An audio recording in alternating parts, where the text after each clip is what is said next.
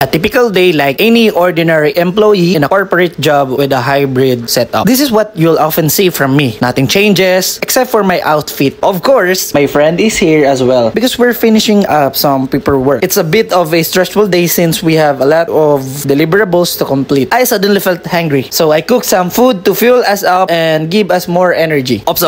Akala nyo ba mag-English na lang ako? Hindi no, Emmy lang yan. Pagkatapos kong kumain, teka, may kasama ka.